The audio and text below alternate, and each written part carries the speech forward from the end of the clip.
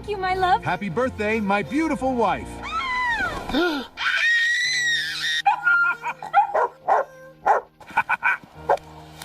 Happy birthday, my queen.